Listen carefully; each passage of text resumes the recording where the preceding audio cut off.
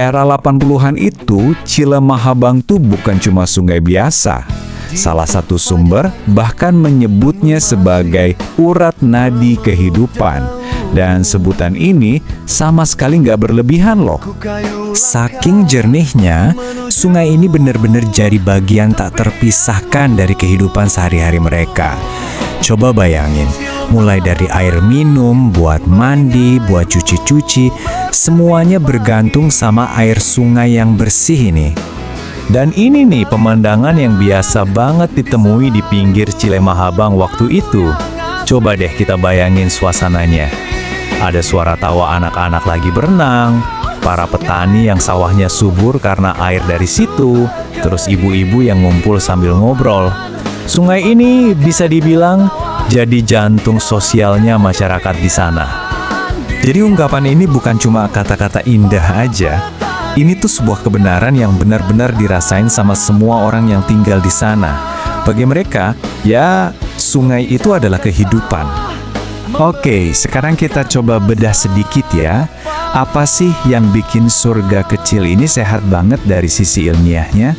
Yuk kita lihat ekosistemnya lebih dalam.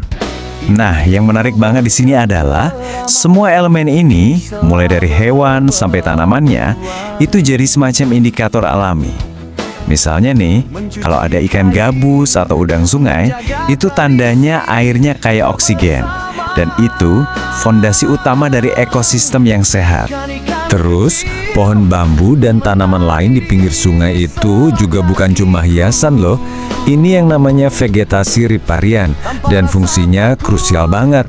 Ibaratnya ini tuh sistem imunnya si sungai, akarnya nahan tanah biar nggak erosi, sekaligus nyaring air secara alami. Keren kan? Sayangnya, seiring berjalannya waktu, cermin jernih di permukaan air itu pelan-pelan mulai pudar. Dan yang menggantikannya adalah bayangan yang jauh lebih kelam. Nah, ini dia intinya. Kontrasnya itu benar-benar dramatis. Dan jujur aja menyedihkan. Dari yang tadinya jernih dan jadi sumber kehidupan, sekarang jadi hitam pekat dan berbusa. Ini perubahan yang bukan cuma merusak sungai, tapi juga merusak kenangan. Air yang sama yang dulu bisa diminum langsung, sekarang malah penuh polutan berbahaya.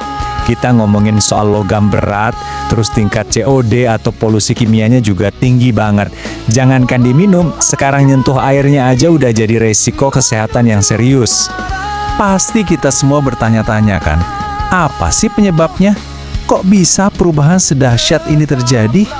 Gimana caranya sumber kehidupan yang begitu penting bisa mati?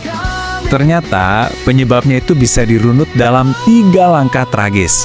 Pertama, pertumbuhan industri yang cepet banget di sekitar Bekasi. Kedua, limbah industrinya dibuang gitu aja ke sungai tanpa diolah dengan benar. Dan akibatnya, ya yang ketiga, ekosistemnya hancur total. Polusi itu pelan-pelan tapi pasti membunuh semua kehidupan di dalamnya. Kata-kata ini rasanya ngena banget ya. Benar-benar menggambarkan perasaan kehilangan surga itu.